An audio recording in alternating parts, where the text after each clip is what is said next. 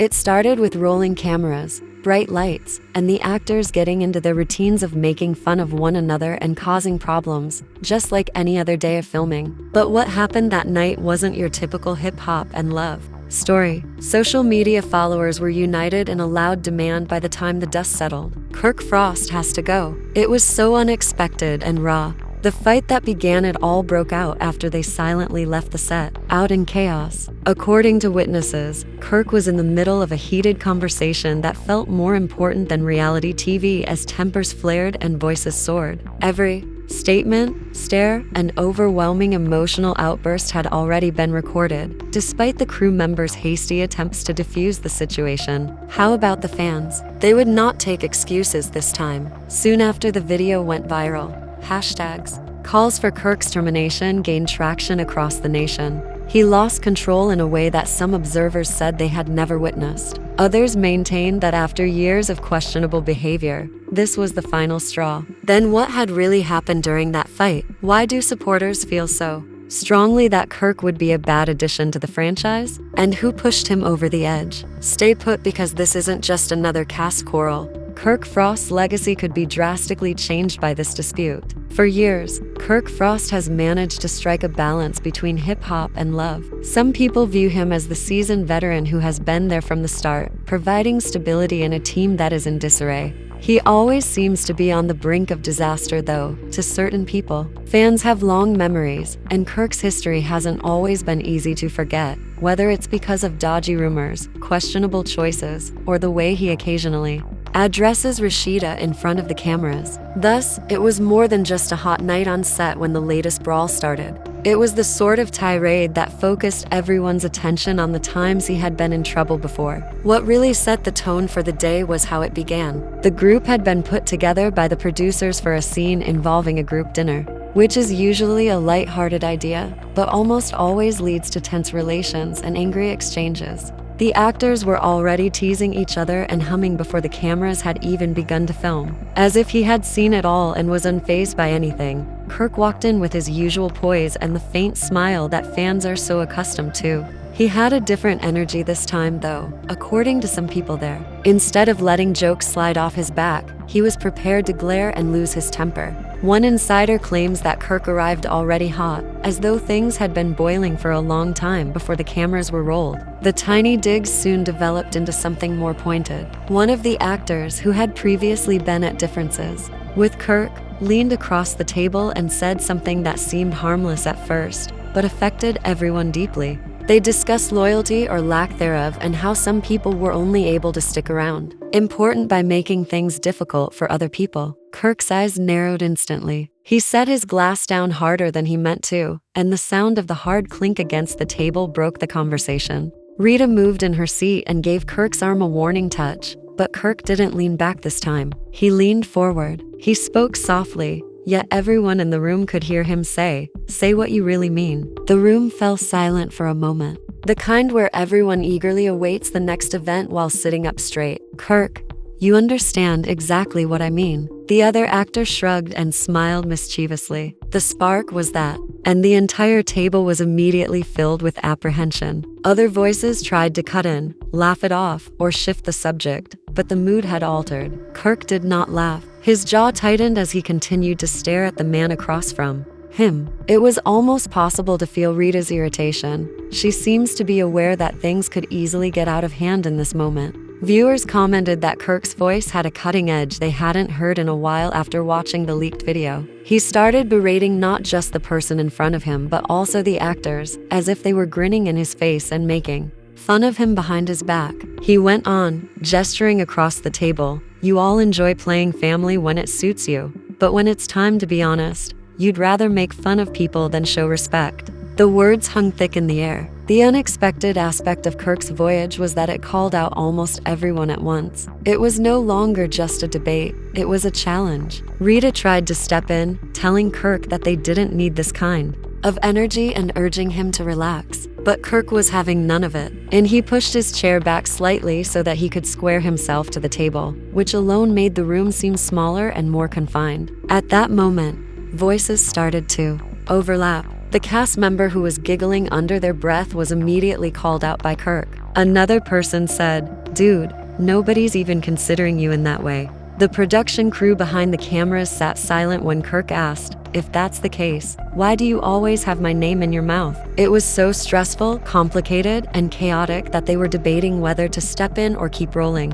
This kind of drama is popular with producers because it increases viewership, but it can also spiral out of control. As the back and forth grew louder, the supper descended into a standoff. Some on one side of the table tried to mediate, while others started to support it because they anticipated a viral moment. Later, viewers of the release tape reported hearing chairs grinding, glasses sliding, and voices clashing as if they were just seconds away, avoiding becoming violent. It was made worse by the personal history that was brought up. Kirk wasn't just talking about surface-level shade.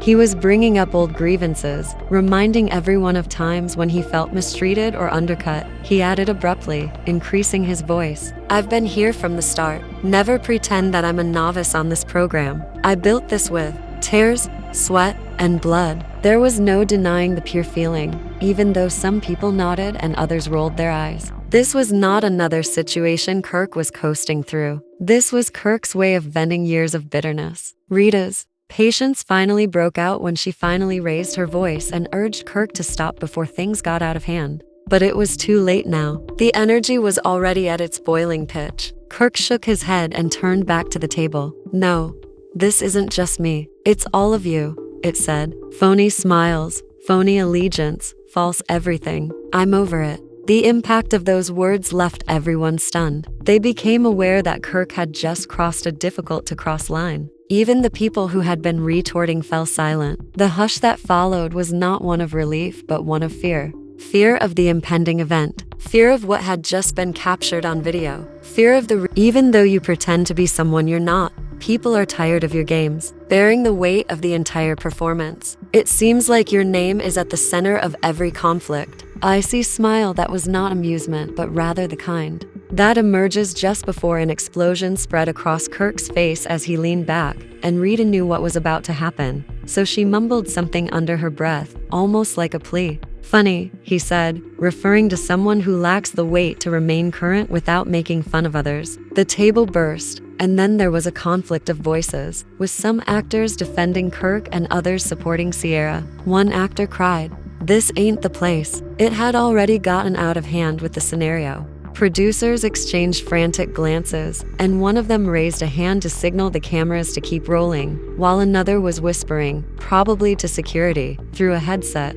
But the problem with reality TV is that even security falters once the intensity reaches that level, and nobody wanted to be in the middle of Kirk and Sierra squabbling. Then, after being mute until that moment, Yandy spoke up, slicing through the clamor like a razor. "Kirk, stop acting like a baby. You know what you have done wrong in the past. You treat people like you're untouchable, even though you've hurt people on and off this set." Once again, everyone froze. Kirk's eyes widened as his head moved towards her. "You have a lot to say for someone who has been doing her own dirty," he said, adding that Yandy rarely spoke unless she wanted to, and that her remarks were taken seriously. Rita touched his arm right away and muttered, "Stop. Just stop, please." Kirk waved her away. Increasing his voice, he said, "No, they want to talk about my past. Okay, let's talk about every skeleton in this room. I am not alone in having secrets." The chaos erupted once more, with some shouting for him to stop and others yelling at Yandy and Sierra. As someone banged their hand on Sierra got up and said, "You have been the one causing trouble from the beginning, so you're not going to sit here and pretend that you're the victim." Fans were later informed that it felt like a breaking point for the entire group and wasn't just an argument. During those minutes, every hidden problem, side-eye, and whispered rumor seemed to surface with a loud scrape of her chair on the floor. Security finally edged closer, and Rita got up too, pulling at Kirk's sleeve lightly, but he didn't move. Kirk matched her height and stood up too, his voice resonating throughout the room. "You're not allowed to speak to me in that manner. You didn't deserve it." The strain was intolerable, uncertain if they would have to intervene forcefully. No one wanted to miss what might happen, so Yandy moved back her chair, clearly ready to defend herself if his statements became more pointed. The cameras kept rolling even after the producers shouted, "Cut, cut." The argument took a different turn when Kirk shoved his finger across the table, this time at Yandy instead of Sierra, knowing that the video was already so combustible that it would trend for weeks. "You think you are better than me?" When she finally answered, "Don't even try it, Kirk," she said. "You think others don't know what you've been hiding? Don't bring me into your mess to distract from it," she said, her lips pinched together and her face tensed. Future fans would spend days deciphering that one conversation, trying to determine what Kirk meant and what he was hinting at about Yandy, while the buzzing around the table became louder. However, the immediate energy was too volatile to focus on long-term theories. Sierra and Kirk were inches apart, their words blazing like guns, Rita looking like she wanted to burrow into the ground. Yandy's gaze conveying enough intensity to make it clear that she would not remain silent despite her firm posture and refusal to look shaken. By this time, several crew members were done, they said, gathering around the table to try to defuse the situation. The scene is finished. Filming was no longer the primary emphasis. This was real, unfiltered, and personal. One producer virtually yelled,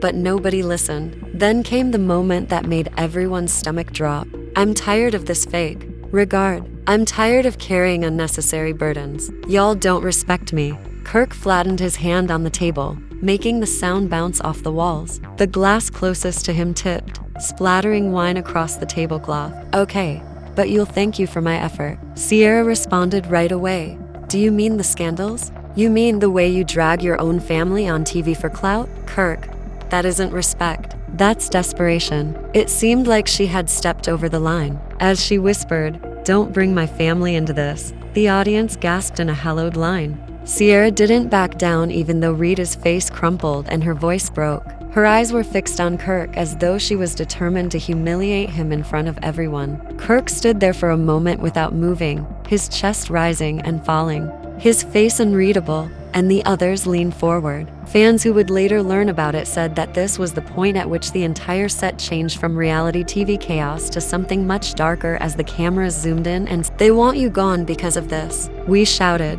"You don't get to decide what the fans want," and everyone jumped when they heard the wine glasses tip over and break on the floor while the others rattled. However, nobody hurried to clear it. "I've been here since day one. I developed this platform because people, they know I'm real. Listen carefully. In contrast to the others, I don't conceal yourself with fake smiles." In a voice that was strong but trembling, Yandy fired back right away. "Kirk, you've been lying to yourself and to everyone else. And you drag other people down with you whenever you can. Supporters are not blind. They're exhausted." Someone at the far end whispered, "Oh my God," but it was drowned out by the overlapping voices. By now, Kirk and Sierra were nearly yelling at each other. Rita kept attempting to enter, but it was like trying to stop a flood with your bare hands. The turning point came when Kirk leaned across the table, his face inches from Sierra's, his finger pointing like a dagger. "You'd better watch out for yourself. You do not want to start anything that you cannot finish. You are unable to finish." Sierra didn't back down. She leaned closer,